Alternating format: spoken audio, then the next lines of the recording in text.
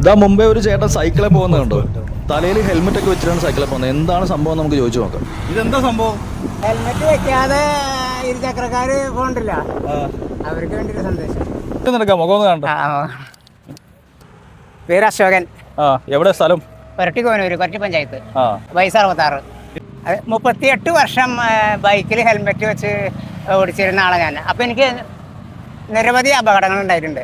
അപ്പൊ ഓരോ അപകടം നടക്കുമ്പോഴും ഹെൽമെറ്റ് തലയിൽ ഉണ്ടാവാറുണ്ട്. അപ്പൊ എനിക്ക് തലയ്ക്ക് ഒന്നും പറ്റാറില്ല. പിന്നെ ഇവിടെ നിന്ന് ഇങ്ങോട്ടുള്ളൊക്കെ പറ്റാറുള്ളൂ.